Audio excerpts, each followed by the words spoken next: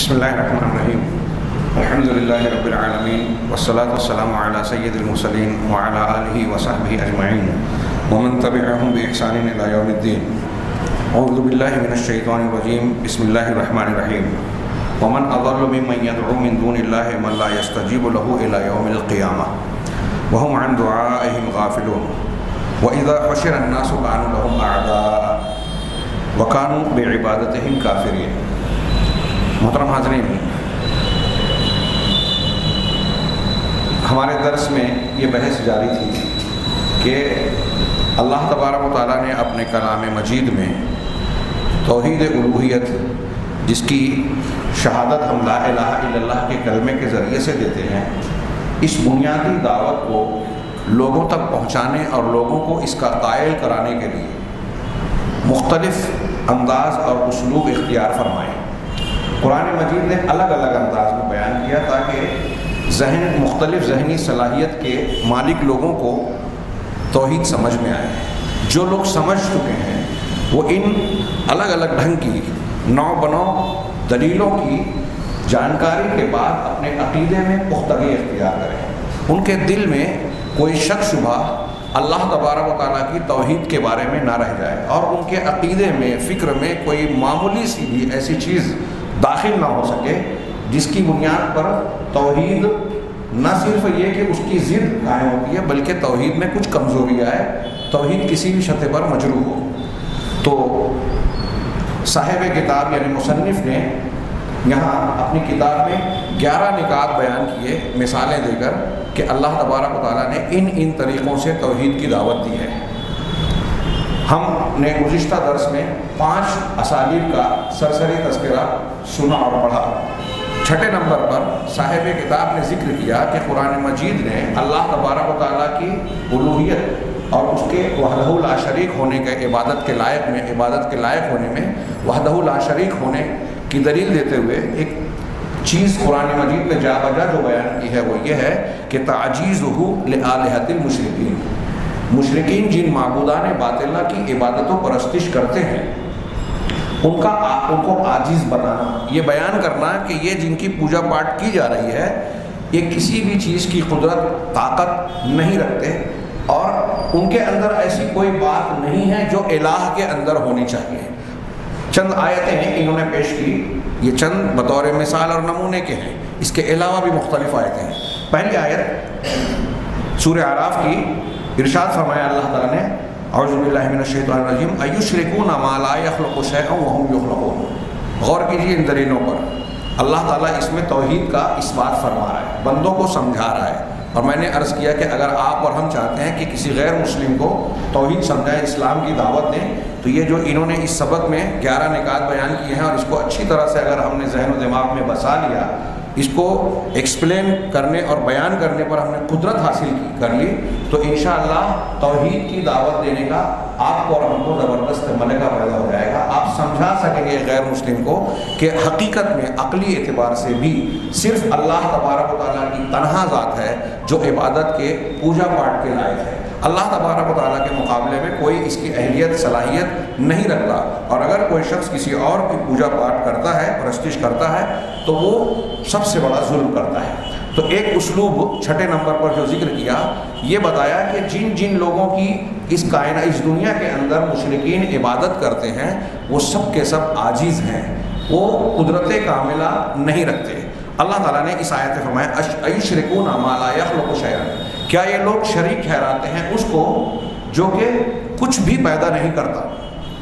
جن لوگوں کی عبادت مشرکین کر رہے ہیں، اب وہ نباتات اور جمادات کیوں نہ ہوں، جیسے پیڑ پودے، پتھر، یا انسان ہوں، اولیاء صالحین، یا جن کو انسانی دماغ نے دیوی دیوتا کی شکل میں تراش رکھا ہے، یا پھر اولیاء انبیاء ہوں یا فرشتے ہوں، جن کی عبادت کرتے ہیں، ان سب کا یہ معاملہ ہے کہ کسی نے اس میں سے کوئی بھی چیز، شیئن، کوئی ایک چیز بھی پیدا نہیں کی. خلق، اللہ خالق ہے. ایک سوال طالب علموں کے یہاں کیا جاتا ہے، قرآن مجید میں بعض جگہوں پر یہ کہا گیا کہ فتبارک اللہ احسن الخالقین، اللہ کی ذات بابرکت ہے جو تمام پیدا کرنے والوں میں سب سے بہتر ہے. تو یہاں اللہ نے خالقین کہا، تو ایک اعتراض کچھ لوگ قرآن کی روشنی میں یہ کرتے ہیں کہ قرآن خود کہہ رہا ہے کہ اللہ کے علاوہ بھی بہت سے خالق ہیں۔ اسی طرح کئی آیتوں میں اور بعض حدیثوں میں ہے کہ اگر کوئی شخص تصویر کشی کرتا ہے، تصویر بناتا ہے، تو حدیث میں ہے کہ قیامت کے دن اللہ تبارک تعالیٰ اسے اٹھائے گا اور کہے گا کہ اس تصویر میں روح ڈالو، جان ڈالو، ہاں، کہ تم نے میری تخلیق کی نقل کی۔ تو اس بات کی کوئی تخلقو کا خلقی، اس طرح کے الفاظ ہیں۔ تو یہاں بھی گویا اللہ کے نبی صلی اللہ علیہ وسلم کہا کہ جو تصویر بناتا ہے گویا وہ تخلیق کی نقل کر رہا ہے۔ تو پھر اللہ ہی خالق کیسے ہو جب اللہ اور رسول اللہ صلی اللہ علیہ وسلم خود خلق کا یہ لفظ مخلوق کے لیے استعمال کر رہے ہیں؟ تو اس کا سب سے بہتر جواب، بعض لوگوں نے لغوی اعتبار سے بھی جواب دیا، دوسرا جواب جو مجھے زیادہ بہتر لگا وہ یہ شیخ ابن عثیمین اور بعض علماء نے نقل کیا کہ خلق کا جو اصلی معنی ہے وہ ایجاد ہے، کسی چیز کو وجود بخشنا، پیدا کرنا، بنانا۔ ایک چیز ہوتی ہے وجود دینا، عدم سے نہیں ہے کسی چیز کو بنا دیا، یہ ایجاد کا مفہوم صرف اور صرف اللہ تعالیٰ کے لیے صحیح ہے، اور اللہ کے علاوہ کائنات کی کسی بھی ہستی اور ذات یا مخلوق نے ایک ذرہ بھی، ایک تار بھی، ایک بال بھی پیدا نہیں کیا، وجود نہیں بخشا۔ ہم کہتے ہیں بڑھئی نے، مثال کے طور پہ یہ ٹیبل ہے یا جس کرسی پر آپ بیٹھے ہوئے ہیں یا یہ دروازہ ہے، کسی بڑھئی نے یا کاریگر نے اس کو بنایا، تو اس نے جو بنایا، ہم اگر ایک لفظ کے اعتبار سے بنانا بمانا پیدا کرنا اگر لیتے ہیں تو اس نے عدم سے اسے وجود نہیں دیا، بلکہ کچھ اسباب اور سامان جو پہلے سے موجود ہیں ان کو ایک خاص ہنر اور فن کے ذریعے سے جوڑ کر تراش کے ایک شکل دے دی۔ تو اس تخلیق کو، اس کو اگر ہم تخلیق کہہ رہے ہیں تو یہ ایک چیز کو ایک خاص قالب میں تبدیل کرنے کو کے معنی میں بول رہے ہیں۔ تصویر ایک شخص نے بنائی، فوٹو کھینچا یا رنگ روغن سے تصویر بنائی، تو ایک چیز سامنے موجود ہے، اس کو شکل و صورت کو اپنے پینٹ اور رنگ اور اپنے ہنر کے ذریعے سے وہ نقش و نگار کی شکل دے رہا ہے۔ تو فی نفس ہی کسی چیز کو عدم سے وجود بخشنے والا معنی یہاں پیدا نہیں ہوگا۔ انسان جو چیزیں بناتا ہے یا جن لوگوں کو خالق کہا گیا ہے وہ اس معنی میں کہ کچھ چیزیں ہیں اس کو تبدیل کر کے کوئی دوسری چیز بنا دی جائے۔ جیسے میں نے کہا کہ ایک بڑھئی مستری ہمارے یہاں جسے کہتے ہیں، اگر ایک کرسی بنا رہا ہے تو کرسی کے لیے جو وہ لکڑی استعمال کر رہا ہے، جو کیلیں ہیں جس کو کیل کہتے ہیں، ٹھوک ٹھاک کے جو جوڑتا ہے، اور جو سامان کے ذریعے سے وہ اس کو تراش رہا ہے، یہ ساری چیزیں جو بنی ہیں وہ پہلے سے اللہ تبارک و تعالیٰ کی موجود چیزوں کو جوڑ کے تراش کے بنی ہیں۔ اس نے ان میں سے کوئی لکڑی یا لکڑی کا ایک ریشہ بھی پیدا نہیں کیا، درختوں کو اس نے نہیں بنایا جس سے لکڑیاں نکل رہی ہیں۔ تو گویا انسان کے لیے جو خلق یا خالق کے لفظ کا استعمال ہوا ہے، احسن الخالقین یا جمع کا صیغہ جو استعمال ہوا ہے، تو جو اللہ کے علاوہ جو انسان یا مخلوق خالق کے معنی میں استعمال ہوا ہے وہ کسی ایک چیز کو دوسری شکل و صورت میں تبدیل کرنے کے معنی میں استعمال کیا گیا ہے، وجود دینے کے معنی میں نہیں۔ اور جو حقیقی طور پر وجود دینے والا ہے وہ اللہ ہے۔ اللہ کے علاوہ کسی کائنات کی ہستی نے ایک ذرہ برابر بھی کوئی چیز پیدا نہیں کی۔ تو اللہ تعالیٰ نے سوال کیا کہ یہ جس کو شریک ٹھہرا رہے ہیں مشرکین، اب ہندوؤں کے دیوی دیوتا کو لے لے، وہ چاہے پتھر ہوں، درخت ہوں، گائے ہو، فلاں اور فلاں ہوں، یا بزرگان ہوں، دیوی دیوتا کا جو تصور ہو، یا مسلمانوں میں جو کچھ لوگ اولیاء اور صالحین کو پوچھتے ہوں، ان تمام کو لے لو آپ، اس جملے میں سب داخل ہیں کہ جس نے کچھ پیدا نہیں کیا۔ ساری کائنات کی ہر مخلوق ما لا یخلق میں داخل ہے، جو کچھ بھی پیدا نہیں کرتے۔ وہم یخلقون، نہ صرف یہ کہ وہ خود کسی چیز کے خالق نہیں ہیں بلکہ وہ خود مخلوق ہیں۔ اس کا مطلب یہ کہ جب وہ مخلوق ہیں تو ان کا خالق کوئی اور ہوا، اور جو خالق ہوا وہی مالک ہوا۔ تو جب ان کا خود کا مالک کوئی اور ہے تو ان کو کیسے پوجا جائے؟ اس سے پہلے والا وہ جملہ یاد کیا اللہ تعالیٰ نے قرآن میں کہ سورج اور چاند کو سجدہ مت کرو، اس اللہ کو کرو جس نے سورج اور چاند کو پیدا کیا۔ یہ جملہ یاد رکھ دو کہ انبیاء کی عبادت مت کرو، اس اللہ کی عبادت کرو جس نے ان انبیاء کو بھیجا، مبعوث کیا اور اعلیٰ مقام سے نوازا، اور جس نے ان کو پیدا کیا۔ تو یہ لوگ کیا ان کو شریک ٹھہراتے ہیں جو خود پیدا نہیں کر سکتے بلکہ خود پیدا کیے گئے ہیں؟ وَلَا يَسْتَطِيعُونَ لَهُمْ نَصْرًا وَهُمْ وَلَا أَنفُسُهُمْ يَنصُرُونَ، اور نہ ہی یہ معبودان باطلہ جن کی یہ پوجا پاٹ کر رہے ہیں، عبادت کر رہے ہیں، نہ وہ ان کی مدد کر سکتے ہیں نہ خود کی مدد کر سکتے ہیں۔ یا لا یستطیعون لہم نصرا، کسی بھی نصرہ نکرہ کا لفظ استعمال، کسی بھی قسم کی مدد کوئی غیر اللہ کسی کی نہیں کر سکتا۔ یہ توحید کی بات ہم پڑھ رہے ہیں، یہاں میں اشارہ کروں آپ اپنے دماغ میں، توحید کا تعلق زندگی کے ہر شعبے سے ہے۔ آج ہم مسلمان جو جس مصیبت سے گرفتار ہے، اپنے آپ کو ہم اور آپ بے بس محسوس کرتے ہیں۔ موب لنچنگ ہو رہی ہے، جلوس جلسے نکالے جا رہے ہیں، جمہوری طریقے جو شرعی نہیں ہیں وہ ہم اختیار کر کے سوچتے ہیں کہ ہم اس مسئلے کو حل کر لیں گے۔ نہیں ہوگا۔ دنیا کا کوئی انسان، کوئی طاقت اگر اللہ نہ چاہے، یہ ہمارے عقیدے اور ایمان کا حصہ ہے، توحید کا حصہ ہے، تو کوئی کچھ مدد نہیں کر سکتا۔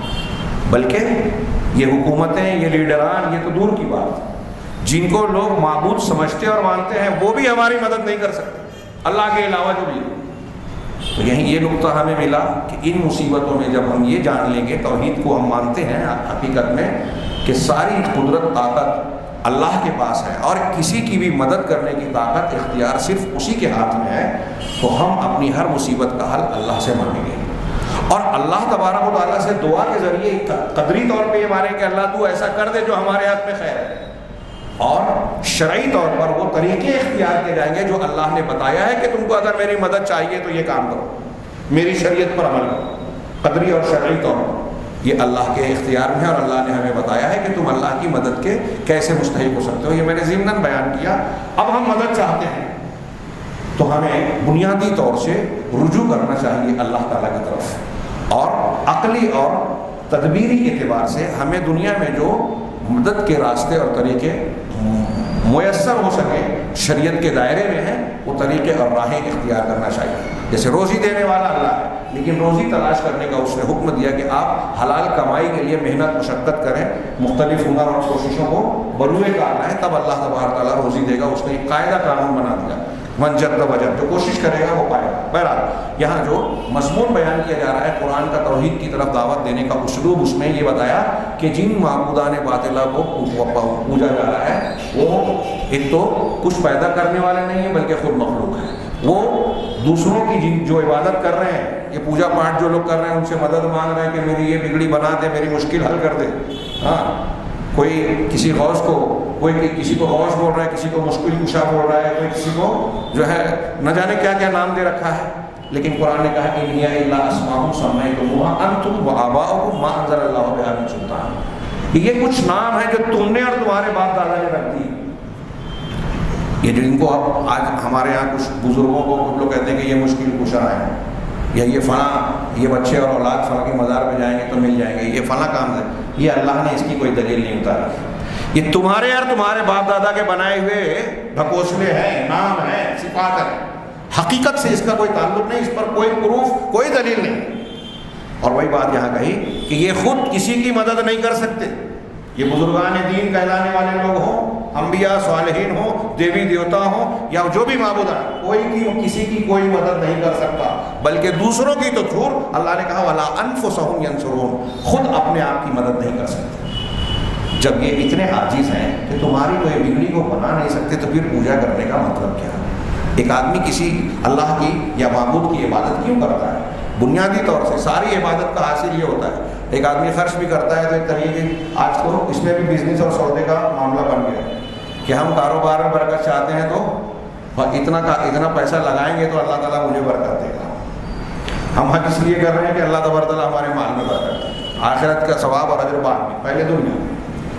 لوگوں کا مزاج یہ غالب ہوتا جا رہا ہے مادہ پرستی کا، تو یہ اس مزاج سے آدمی عبادت کرتا ہے کہ جس کی میں عبادت کر رہا ہوں وہ میری مشکل دور کرے گا، مجھے خیر اور بھلائی اور میں جو چاہتا ہوں، میری جو ضرورت ہے وہ پوری کرے گا۔ اللہ نے جب یہ کہا کہ جتنے لوگوں کو دنیا میں پوجا جا رہا ہے کوئی مدد نہیں کر سکتا، دوسروں کی چھوڑو اپنی بھی نہیں، تو پھر ان کو پوجنے کی بنیاد کہاں سے فراہم ہو سکتی ہے؟ کتنی صاف، سمپل، سادی اور اچھی دلیل ہے، انتہائی مضبوط دلیل کہ دنیا کے کسی مشرک کو اگر یہ بات آپ سمجھا دیں قرآن کی یہ دو جملے، تو وہ اللہ تبارک و تعالیٰ کے ساتھ شاید کسی کو شریک نہ ٹھہرائے، کسی اور کو عبادت کے لائق نہ سمجھے۔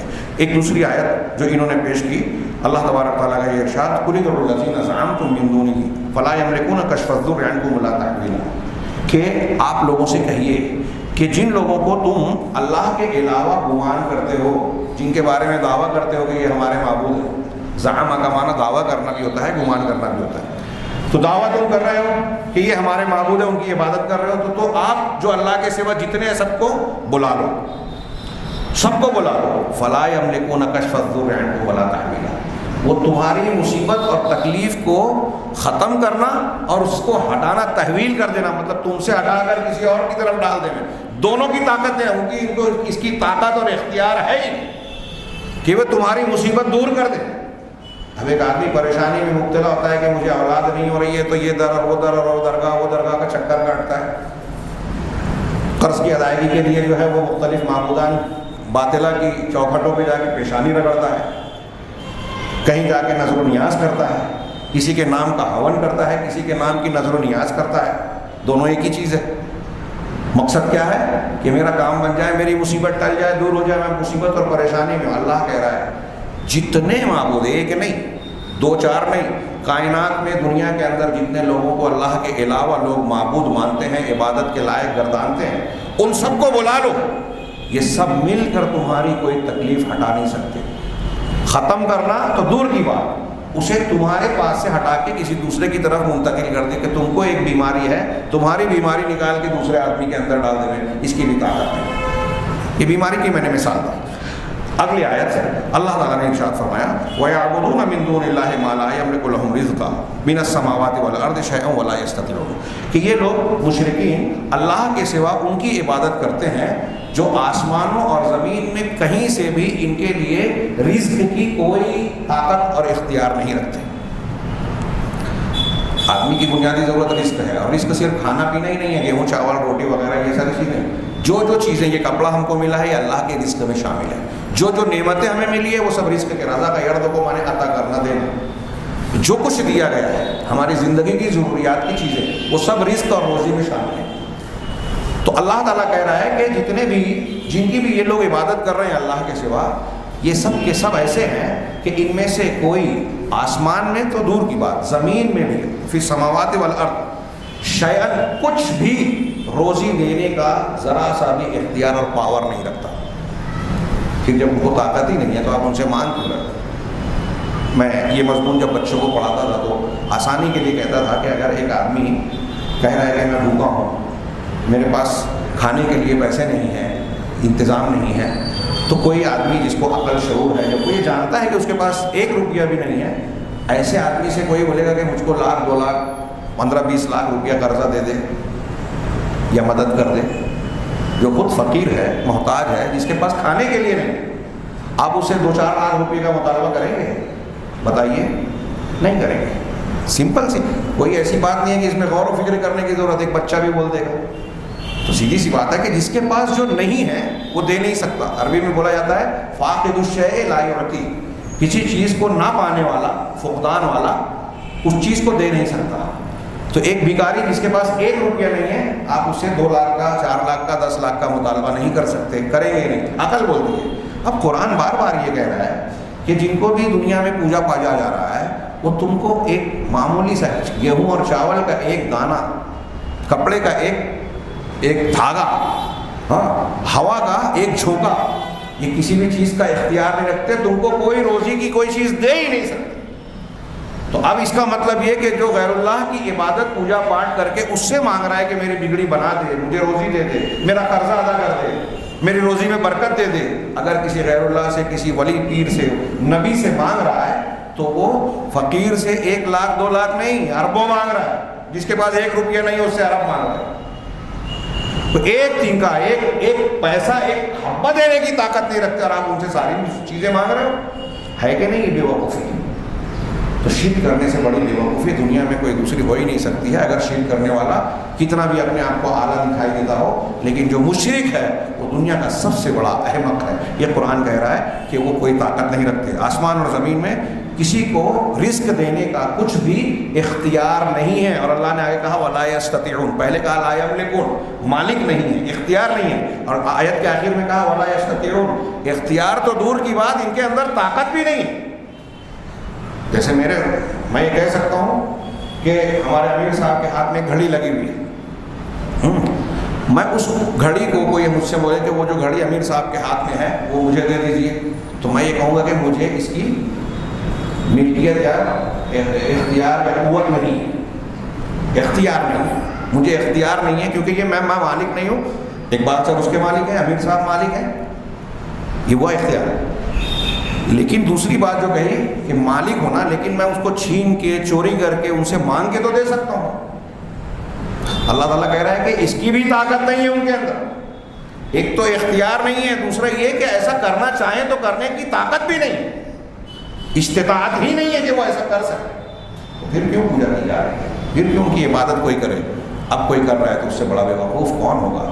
اللہ تعالیٰ نے ایک دوسری آیت پیش کی. اللہ تعالیٰ نے ارشاد فرمایا، سورہ حج کی مشہور آیت ہے، یا ایھا الذین یا ایھا الناس ضرب مثل. اللہ تعالیٰ نے یہاں ایمان والوں کو نہیں بلکہ لوگوں کو خطاب کیا، کیونکہ لوگوں کو توحید کی دعوت دے رہے ہیں جو غیر مسلموں کو ہمیں سمجھانا ہے. قرآن نے جہاں جہاں یا ایھا الناس کہا، ہم اور آپ اس کے مکلف ہے کہ ہم قرآن مانتے ہیں، تو دنیا کے وہ لوگ جو قرآن کو نہیں مانتے ان تک قرآن کا یہ پیغام پہنچائیں کسی نہ کسی انداز میں، جیسی ہماری طاقت اور علم.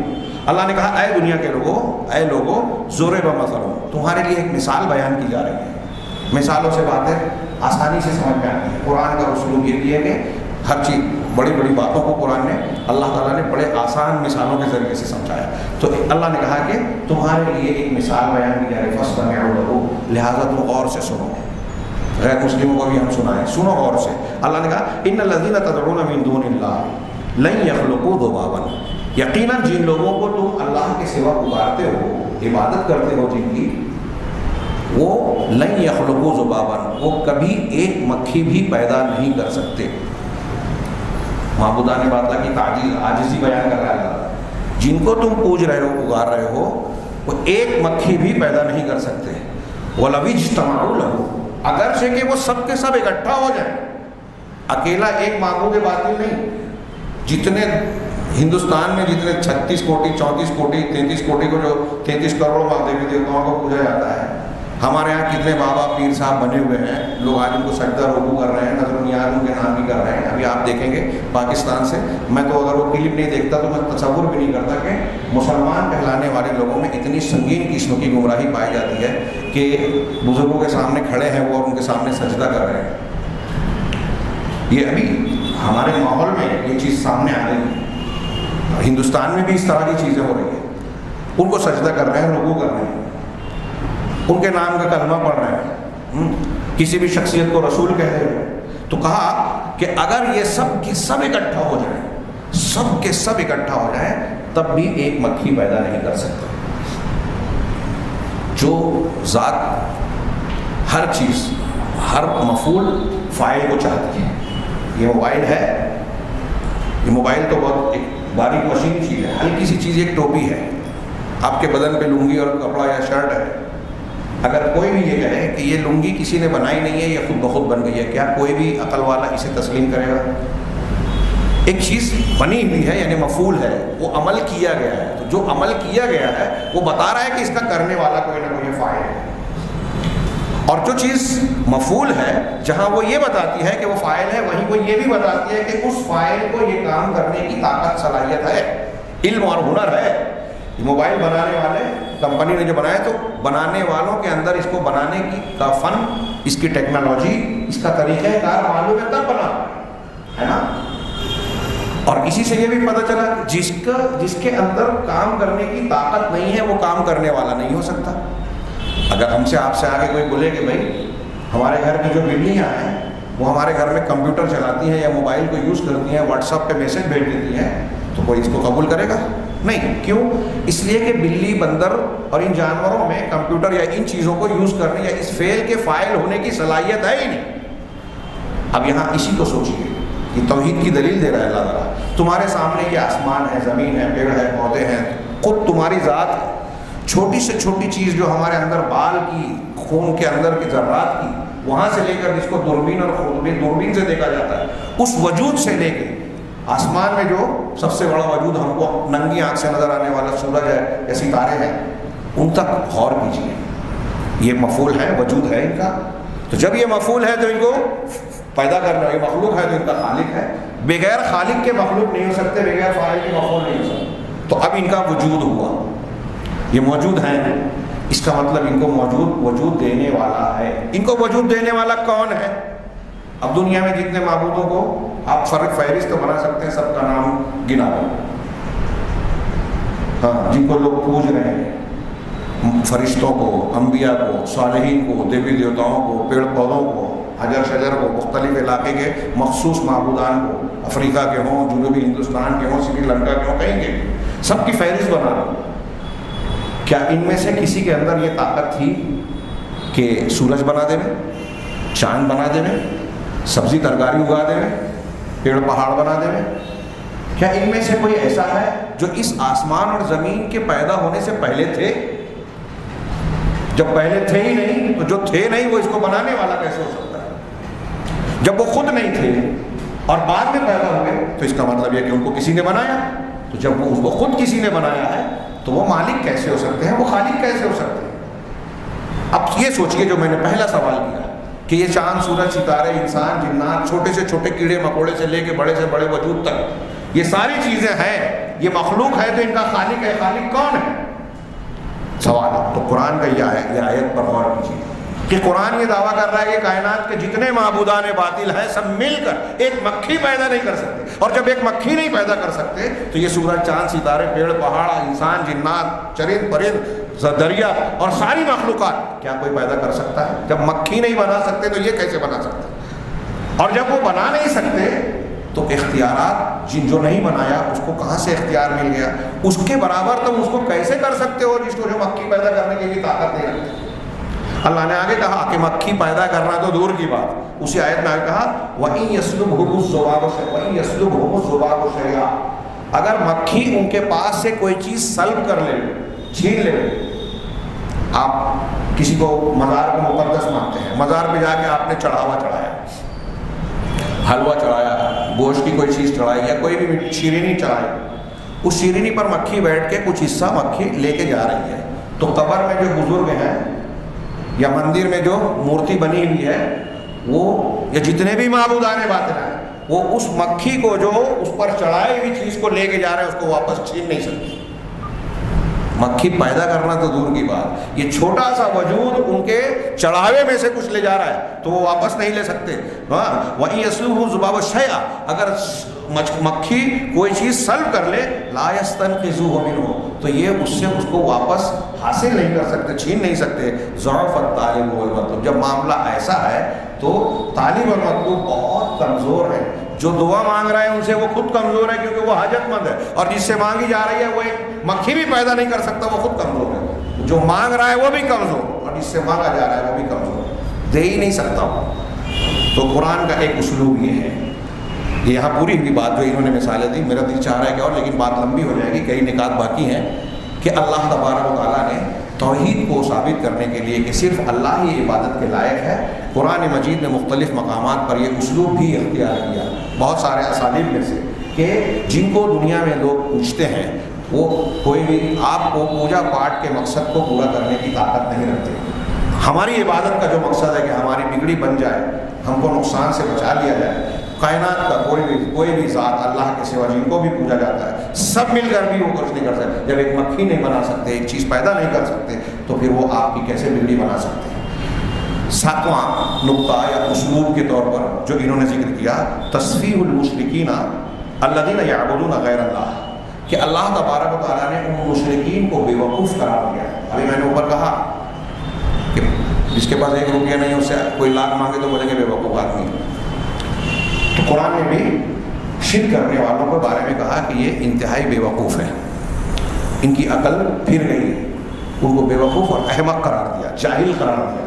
جیسے اللہ تعالیٰ کا ایک فرمان، بہت فرامین میں سے یہاں 2 آیتیں صرف انہوں نے نقل کی۔ پہلی آیت یہ کہ قال افتعبدون من دون اللہ ما لا ينفعکم شیء ولا یضرکم، یہ حضرت ابراہیم علیہ السلام کی جو بات چیت تھی مشرکین سے جو توحید سمجھاتے ہوئے انہوں نے کہا، اس میں سے ایک بیچ کا جملہ ہے کہ حضرت ابراہیم نے کہا کیا تم اللہ کے سوا ان کی عبادت کرتے ہو جو تم کو کچھ بھی شیئن کچھ بھی فائدہ نہیں دے سکتے، کچھ بھی فائدہ نہیں دے سکتے، ولا یضرکم، اور تم کو نقصان بھی نہیں پہنچا سکتے۔ یہاں ضمن میں آپ کے بات آ سکتی ہے کہ بھائی اگر آپ ہمارے درمیان میں سے کوئی ایسا آدمی ہے جس کو اللہ نے مال و دولت سے نوازا ہے تو وہ غریبوں کی مدد کر سکتا ہے اور کرتا ہے، تو پھر یہ کیسے کہہ سکتے ہو کہ کچھ بھی فائدہ نہیں پہنچا سکتا؟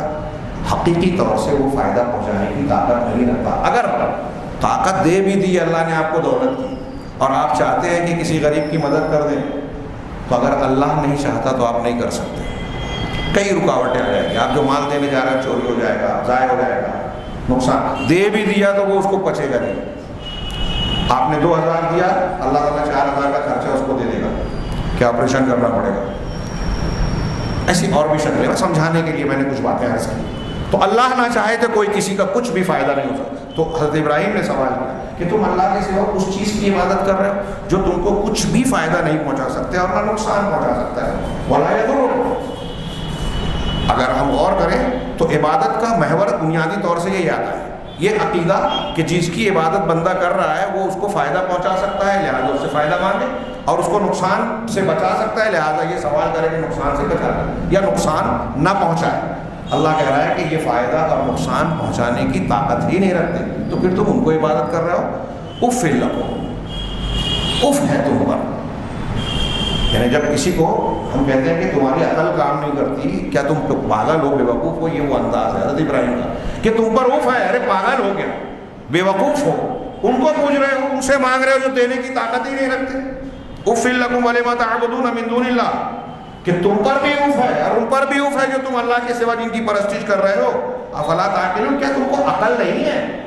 اس کا مطلب, اس سیاق و سباق کا مطلب کیا ہے کہ اگر عقل ہوتی تو تم ایسے اف والا کام, یعنی افسوس کیے جانے والی حرکت نہیں کرتے.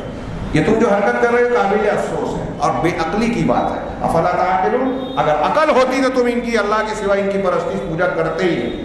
اس سے معلوم ہوا کہ جو مشرک ہے وہ بے وقوف ہے. قرآن کہہ رہا ہے اور ثابت کر رہا ہے, صرف کہہ نہیں رہا, ثابت کر رہا ہے کہ تم اس کی پوجا کر رہے ہو جو تم کو کوئی فائدہ نقصان پہنچا ہی نہیں سکتے, لہٰذا یہ پاگل پن ہے.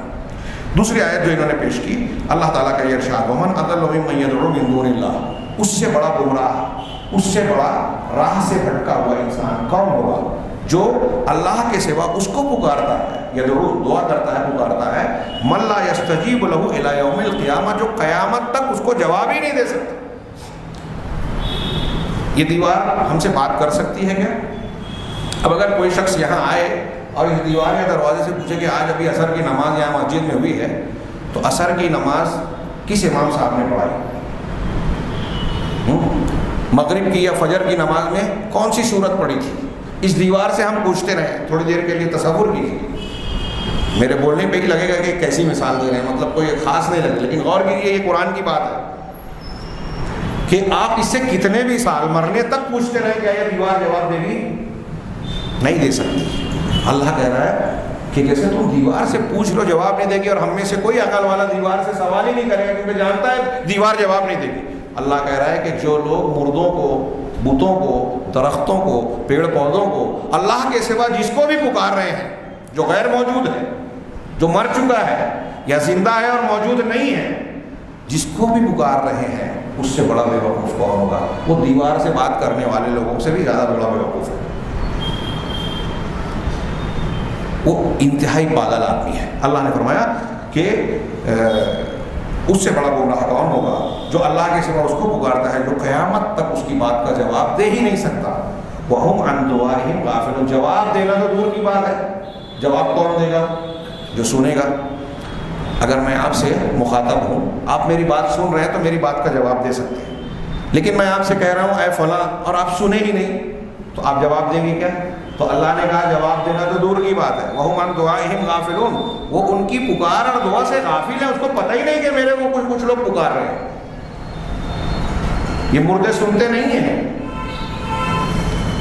ہمارے یہاں کچھ لوگوں کو ایک الگ بحث سماعی موتا والی, کچھ ایسی مخصوص دلیلوں کو جو خصوصیات کے زمرے میں اور استثنائی شکل کی ہیں, اس پہ استدلال کرے کہتے ہیں کہ مردے سنتے ہیں. قرآن صاحب کہتے ہیں اِنَّكَ لَا تُسْمِعُ الْمَوْتَىٰ, آپ مردوں کو سنا نہیں سکتے. ہاں اسی طرح بہرے کو جب کہ وہ پیٹ پھیر کر جائے, بہرا آدمی کا ایک کان متاثر ہو جاتا ہے تو وہ سنتا نہیں ہے, یہ تو پورا کا پورا مر چکا ہے, یہ کیسے سنے گا؟ تو تمہارا جواب نہیں دیں گے, جواب دینا دور کی بات ہے, وہ تمہاری باتوں کو سنتے ہی نہیں ہیں, غافل ہیں. غور کیجیے, اب ایک آدمی آج پکار رہا ہے یا غوث المدد, تو وہ عقیدہ رکھ رہا ہے کہ غوث, جس کو وہ حضرت عبدالقادر جیلانی کو غوث کہہ رہا ہے, یہ کہنا خود غلط ہے. غوث اللہ ہے, شرک ہے, مددگار کے معنی میں اگر مانتے ہیں. تو اب عبدالقادر جیلانی کو جب پکار رہا ہے, اجمیر والے بابا، فلاں والے بابا، بغداد والے فلاں، ان کو جب پکارتا ہے تو وہ یہ عقیدہ رکھ رہا ہے کہ سن رہے ہیں. اللہ کہہ رہا ہے کہ وہ غافل ہے، وہ سنتے ہی نہیں ہیں، وہ جواب نہیں دے سکتے، بلکہ وہ سن بھی نہیں سکتے. اب جو سنے نہیں اس کو پکارنا یہ بے وقوفی ہے کہ نہیں؟ تو قرآن نے اسلوب یہ اختیار کیا کہ جو لوگ اللہ تعالیٰ کے ساتھ شرک کرتے ہیں وہ بے وقوف ہیں، پاگل ہیں. سننے والی ذات اللہ کی ہے. حضرت ابراہیم کی وہ دعوت پیچھے گزری کہ کمال اللہ کی توحید پر استدلال کیا اس کے کمال میں سے کہ اللہ سننے والا ہے، جاننے والا ہے. ہم بستر کے اندر ہوں، دل کے اندر سرگوشی کر کے گڑگڑا کے اللہ سے دعا کرے، اللہ تو سن لیتا ہے ہمارے دل کی بات. تو یہ ذات ہماری سنے گی، اس کو پکارنا چاہیے، یا وہ جو سننے کی بھی طاقت نہیں رکھتی اس کو پکارنا چاہیے؟ کتنی سمپل اور سادی بات ہے. حضرت ابراہیم نے اپنے باپ سے پوچھا تھا نا کہ اتعبدو کیا ہے، یا ابت لما تعبدو ما لا یسمع ولا یبصر ولا یغنی عنک شیئا، کہ ابا جان آپ اس کی عبادت کیوں کرتے ہیں جو نہ سن سکتا ہے، نہ دیکھ سکتا ہے، اور نہ آپ کے کسی کام آ سکتا ہے، کچھ بھی کام نہیں آ سکتا. ایک میں نے کہا کہ یہ ایک کتاب بیان کی جا سکتی ہے. 3 جملے قرآن کے. حضرت ابراہیم علیہ السلام کسی مشرک کو جو کسی اور کی اللہ کے سوا پوجا پاٹ کر رہا ہے، دیوی دیوتا کی، مردوں کی، اولیاء اور صالحین کی، یہ 3 جملہ اگر اس کو سمجھ میں آ جائے تو وہ شرک سے توبہ کر لے گا. جو ایک دم سادی بات نظر آتی ہے، چھوٹی سی بات نظر آتی ہے، لیکن تھوڑی دیر کے لیے آپ غور کیجیے کہ عبادت کیوں کرتے ہیں. ہم دعا کر رہے ہیں عبادت کرنے کے بعد، اے اللہ میری بگڑی بنا دے، مجھے مصیبتوں سے بچا لے. موب مرچی کی وجہ سے مسلمانوں پر جو مصیبت آ رہی ہے، ذلت و خواری آ رہی ہے، اس سے مسلمانوں کو فتنے سے محفوظ رکھ. ہم یہ مانگ رہے ہیں اللہ سے. اب یہ بات اللہ سنے گا کہ نہیں سنے گا؟ اللہ سمیع ہے. قرآن میں کہہ رہا ہے جتنے مشرکین ہیں، قبر پرست ہیں، غور کریں اس بات پہ کہ اللہ سننے والا ہے. اللہ کہہ رہا ہے مجھ سے مانگو میں دوں گا، اور آپ مجھ سے نہیں مانگتے. آپ کہتے ہو میں اجمیر جاؤں گا، میں فلاں بابا سے مانگوں گا، اور اللہ کہہ رہا ہے کہ ان کو آپ قیامت تک پکارتے رہے، وہ آپ کا جواب نہیں دیں گے بلکہ سنتے بھی نہیں. اب ان کو پکارو گے تو آپ کا مسئلہ کیسے حل ہوگا؟ تو ان کے اندر جب صلاحیت نہیں ہے اور آپ ان کو اس کے باوجود پکار رہے ہو تو قرآن کہہ رہا ہے کہ یہ بے وقوفی ہے، پاگل پن ہے، حماقت ہے. 8واں اسلوب بیان کرتے ہوئے انہوں نے کہا وَمِنْهَا، کہ قرآن کے اسلوب اور انداز توحید کو دعوت دینے کا ایک اسلوب یہ ہے کہ وہ کہتا ہے کہ جو مشرکین ہیں، شرک کرنے والے جو غیر اللہ کی عبادت کرتے ہیں، ان کا انجام انتہائی بھیانک ہوگا، اور ان کا معال، ان کا انجام ان کے معبودوں کے ساتھ بڑا خراب ہوگا. کیا ہوگا کہ بالآخر یہ جن کی عبادت کر رہے ہیں یہ خود ان کے کام نہیں آئیں گے. اور کہا اس طرح سے کہ جب ان کو مصیبت کا سب سے خطرناک اور نازک ترین موقع ہوگا، جب ان کو مدد کی ضرورت ہوگی ان مشرکین کو، اس وقت یہ ان کے معبودان پلہ جھاڑ لیں گے، ان کا ساتھ نہیں دیں گے. جن پہ تقیہ تھا وہی پتے ہوا دینے لگے. آپ کسی دوست پر بہت اعتماد کرتے ہیں کہ یہ مشکل اوقات میں میرے کام آئے گا، اور وہ کام آنا تو دور کی بات، اگر ایسا ہو جائے کہ مشکل وقت میں وہ دشمن کی صف میں نظر آئے تو آپ کا کیا نظر آئے گا، کیا معاملہ ہوگا؟ ایسا ہی معاملہ مشرکین کا اپنے معبودان کے ساتھ انجام میں ہونے والا ہے. قرآن نے یہ بات کئی جگہ بیان کی، اور اس کے لیے انہوں نے کئی آیتیں نقل کی ہیں، اور یہ ہر ایک آیت الگ الگ تناظر میں ہے.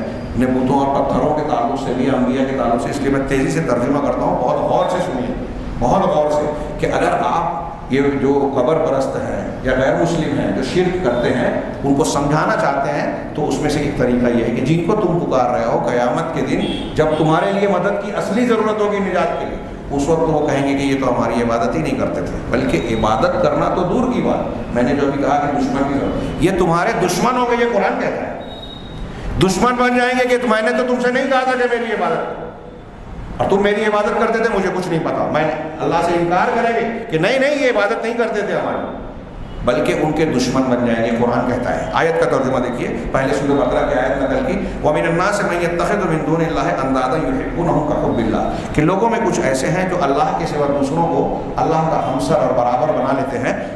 يُحِبُّونَهُم، ان سے ویسی محبت کرتے ہیں جیسے اللہ سے محبت ہوتی ہے، ان سے بھی ویسی محبت کرتے ہیں. وَالَّذِينَ آمَنُوا أَشَدُّ حُبًّا لِلَّهِ، لیکن جو ایمان والے ہیں وہ اللہ سے محبت میں سب سے زیادہ سخت ہوتے ہیں، یعنی ان کی اللہ کی محبت سب سے زیادہ ہوتی ہے. اب آگے کا منظر دیکھیے، وَلَوْ يَرَى الَّذِينَ ظَلَمُوا، اب یہ جو اللہ کے ساتھ دوسروں کو بھی اللہ کی طرح محبوب بنا کے رکھے ہیں یہ ظالمین ہیں. وَلَوْ يَرَى الَّذِينَ ظَلَمُوا، یہ ظالم لوگ، ظلم کرنے والے لوگ اگر آپ ان کو دیکھیں گے، اِذْ يَرَوْنَ الْعَذَابَ، کہ جس وقت وہ عذاب کو اپنی آنکھوں سے دیکھیں گے قیامت کے دن، اور یہ دیکھیں گے أَنَّ الْقُوَّةَ لِلَّهِ جَمِيعًا، کہ ساری قوت صرف اللہ کے لیے ہے، اب اللہ کے سوا کوئی کچھ بھی طاقت نہیں رکھتا۔ وہ دماغ میں لائیے مالک یوم الدین کی تفسیر میں کہ قیامت کے دن اللہ تعالیٰ ساتوں آسمان کو اپنے دائنے ہاتھ میں لپیٹے گا اور زمین کو اپنی مٹھی میں رکھے گا اور کہے گا میں ہوں بادشاہ، کہاں ہے زمین کے بادشاہ، آج صرف میرا حکم چلے گا، زمین کے ظالم و جابر لوگ کہاں ہیں؟ جب یہ منظر وہ دیکھ لیں گے کہ آج کسی کی کچھ چل نہیں رہی ہے، پوری طاقت اللہ کی ہے، وَأَنَّ اللَّهَ شَدِيدُ الْعَذَابِ، اور یہ بھی دیکھیں کہ اللہ بہت سخت عذاب والا ہے، تو اب کیا معاملہ ہوگا؟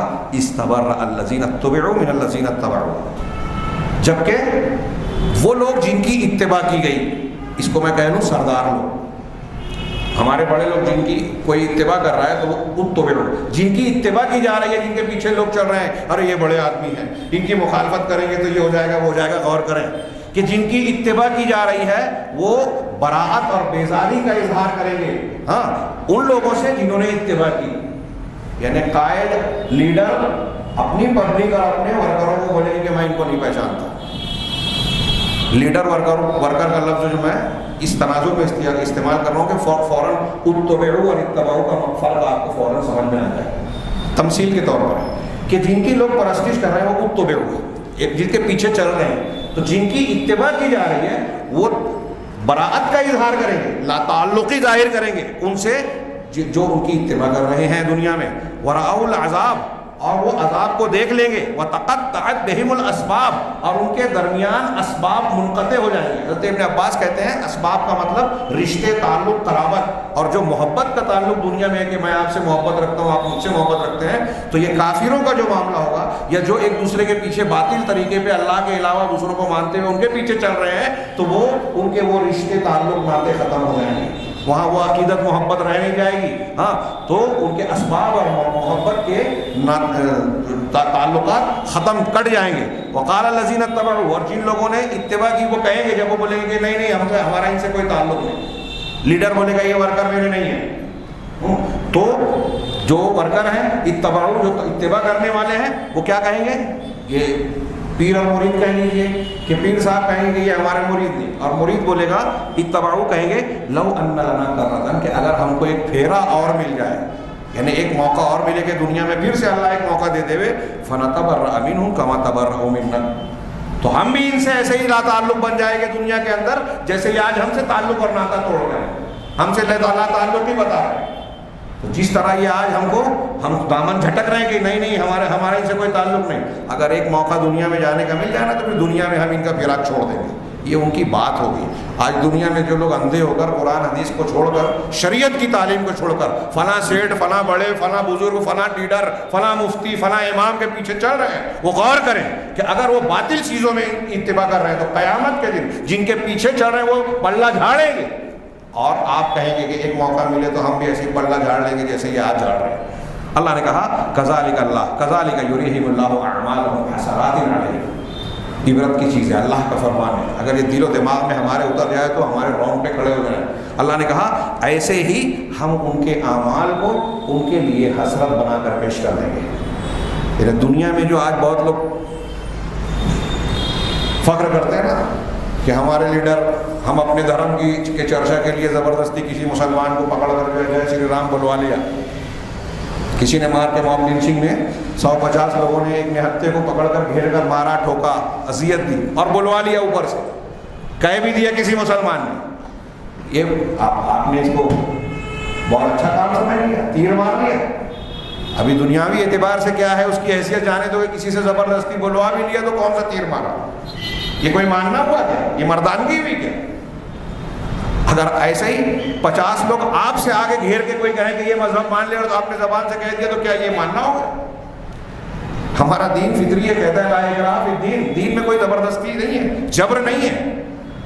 لیکن یہاں ایک دوسرا قیامت کی منظر کشی کے جو لوگ ایسا کر رہے ہیں، اب یہ جے شری رام بلوانے والے ہو یا ہمارے یہاں کارخانے میں، ادارے میں، مسجد میں اپنے ماتحتوں سے زبردستی کوئی کام کروانے والے کہ فلاں جگہ جو ہے وہ نماز پڑھنے نہیں جانا، فلاں کا خطبہ سننے نہیں جانا، فلاں کے ساتھ نہیں دینا، اس کی محفل میں مجلس میں نہیں جانا، اگر اس قسم کی کوئی بات کر رہا ہے وہ دین کے خلاف ہے اور آپ مان رہے ہیں کہ سیٹھ صاحب ناراض ہو جائیں گے، اللہ ناراض ہو چلے گا، یہ ناراض نہ، یہی ہوا نا توحید کی مخالفت ہے۔ یہ بھی شرک، چاہے آپ اس کو نہ کہیں لیکن شرک جیسا ہی ہے، اور ایک معنی میں یہ شرک کے اندر داخل ہوگا۔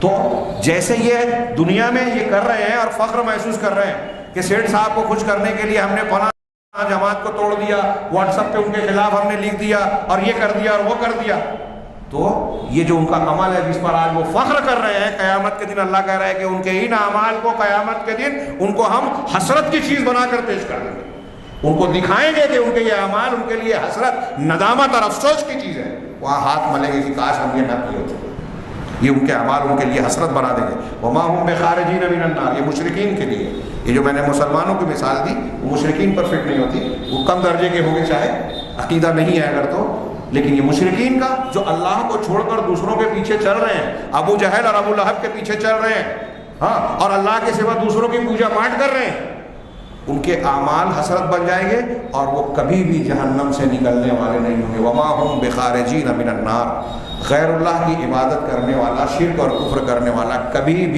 بھی جہنم سے نہیں نکلے گا۔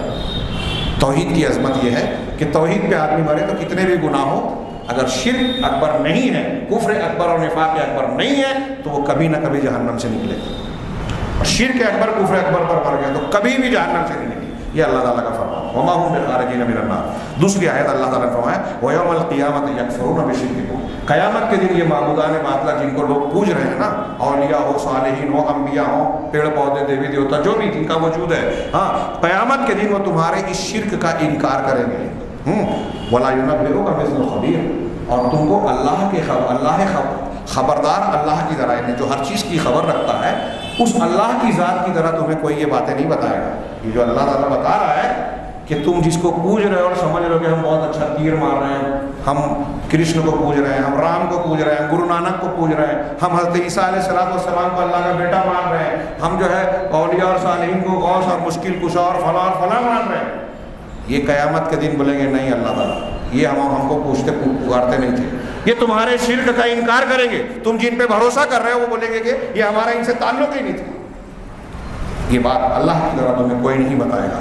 یہ سورہ فاطر کی آیت ہے، اور پھر سے ایک آیت جس کا پہلا حصہ پچھلے نقطے میں گزر چکا کہ اس شخص سے زیادہ گمراہ کون ہوگا جو اللہ کے سوا کسی دوسرے کو پکارتا ہے، ہاں، جو ایسے کو پکارتا ہے جو قیامت تک اس کی پکار کا جواب نہیں دے گا، اور وہ ان کی دعا سے پکار کا جواب دینا تو دور کی بات، دعا سے پکار سے غافل ہے۔ اگلا جملہ پچھلی مرتبہ نہیں تھا، وہ آگے بتایا وہ یہاں کہ وَإِذَا حُشِرَ النَّاسُ كَانُوا لَهُمْ أَعْدَاءً، اور جب لوگوں کو اکٹھا کیا جائے گا میدان محشر میں تو یہ جن کی عبادت کر رہے ہیں كَانُوا لَهُمْ أَعْدَاءً، وہ ان کے دشمن ہو جائیں گے۔ اگر کوئی شخص شیخ عبد القادر جیلانی کی عبادت کر رہا ہے، خواجہ اجمیری کی، جو ان کا نام ہے خواجہ، اسی اعتبار سے کہہ رہا ہوں، نقل کفر نباشر جس معنی میں وہ کہتے ہیں، اجمیری صاحب کی کوئی عبادت کر رہا ہے، کوئی نبی کریم صلی اللہ علیہ وسلم کو عالم الغیب یا نور مجسم، اللہ کے نور کا ٹکڑا کہہ رہا ہے، اللہ کی صفات سے متصف کہہ رہا ہے، یہ جو لوگ کہہ رہے ہیں اس آیت کی روشنی میں اللہ کے اس گھر میں ان تک یہ بات پہنچانا چاہتا ہوں کہ وہ یہ سن لیں کہ قیامت کے دن جن کو تم مان رہے ہو نا اس طرح وہ تمہارے دشمن بن جائیں گے۔ تم سوچتے ہو کہ ان کی عبادت کر کے قیامت کے دن ان کا دامن پکڑ لیں گے اور وہ ہمیں بچا لیں گے، نہیں۔ پہلی آیت میں کہا کہ وہ تمہارے شرک کا انکار کریں گے، نمبر 1، اور یہاں کہا کہ اسی آیت کے پہلے ٹکڑے میں کہ وہ غافل ہیں، اس سے پہلے آیا کہ وہ انکار کریں گے، اور یہاں کہا کہ وہ تمہارے دشمن بن جائیں گے، جن پہ تم بھروسہ کر رہے ہو کہ ہمیں بچائیں گے وہ تمہارے دشمن ہو جائیں گے۔ وَكَانُوا بِعِبَادَتِهِمْ كَافِرِينَ، اتنا ہی نہیں، ان کی عبادت جو تم قبر پہ جا کے کر رہے ہو، مندر میں جا کے کر رہے ہو، آستانوں پہ کر رہے ہو، ہاں، اور ان کے کیا چھلاوے اور معلوم نہیں کیا کیا بنا کے رکھے ہیں، ان کے فوٹو تصویریں کہ یہ نالین مبارکین ہیں، یہ فلاں تبرک کی چیز ہے، اس کو متبرک مان لیا، یہ جتنی بھی چیزیں کر رہا ہے قیامت کے دن کہیں گے ایسا ہم کچھ بھی نہیں جانتے، ان کا انکار کریں گے۔ جب وہ انکار کریں گے اور آپ سمجھ رہے ہو کہ ایسا کام کر کے ہم کو اس کی وجہ سے وہ بچائیں گے، اس کی وجہ سے ہم کو اجر و ثواب ملے گا، جبکہ یہی چیز تمہارے اس مقتدا کی جس کو تم بڑا سمجھ رہے ہو یہ تمہارے اس وجہ سے تمہارے دشمن بن جائیں گے۔ ایک آیت اور پیش کی انہوں نے، اللہ تبارک و تعالیٰ نے فرمایا وَيَوْمَ يَحْشُرُهُمْ جَمِيعًا، جب اللہ تبارک و تعالیٰ ان سب کو اکٹھا کرے گا، ثُمَّ يَقُولُ لِلْمَلَائِكَةِ، پھر فرشتوں سے کہے گا، سارے انسانوں کو اکٹھا کر کے اللہ تعالیٰ فرشتوں سے سوال کرے گا۔ دیکھیے اوپر معبودوں کی، بزرگوں کی سب بات آ رہی ہے، اب یہاں فرشتوں کی اس آیت میں بات آ رہی ہے، اسی لیے انہوں نے کئی آیتیں پیش کی۔ فرشتوں کو پوچھے گا کہ ہؤلاء ایاکم کانوا یعبدون، اے فرشتوں کیا یہ لوگ تمہاری عبادت کرتے تھے؟ فرشتوں کو لوگ پوچھتے ہیں۔ میں نے اس سے پہلے ذکر کیا کہ بعض علماء نے یہ لکھا ہے کہ ہندو مذہب میں جو دیوی دیوتا کا تصور ہے، یا بعض لوگ جو دوسرے ملکوں میں یونان میں یا فلاں اور فلاں مقام پہ مانتے ہیں کہ فلاں چیز کا دیوتا الگ ہے، علم کا دیوتا الگ ہے، پہاڑ کا دیوتا الگ ہے۔ ہمارے میں نے مسلمانوں کی زبانی سنا ہے، خاتون کہہ رہی تھی کہ وہ پانی پر جو حضرت خضر کی حکومت ہے، اگر آپ تالاب میں مچھلی پکڑنا چاہتے ہیں تو حضرت خضر سے مدد مانگیں، نعوذ باللہ من ذالک۔ اس طرح ہمارے مسلمانوں میں بھی تصور ہے۔ اور پھر یہ کہ فلاں مزار میں جائیں گے تو اولاد ملے گی، فلاں کے یہاں جائیں گے تو بیماری سے شفا ملے گی، فلاں جگہ جاتے ہیں تو اندھے دیکھنے لگتے ہیں۔ یہ جو ڈپارٹمنٹ بانٹا ہے، دراصل قرآن و حدیث میں اللہ تبارک و تعالیٰ نے فرشتوں کے مختلف کام بتائے ہیں۔ جیسے اللہ کے رسول صلی اللہ علیہ وسلم طائف سے لوٹ رہے تھے تو پہاڑ کا فرشتہ آیا، ملک الجبال، حضرت جبریل نے کہا یہ ملک الجبال اللہ نے بھیجا ہے، آپ چاہیں تو یہ دونوں پہاڑوں کے بیچ میں اس بستی کے لوگوں پیس دے، آپ کے ساتھ کیا سلوک کیا۔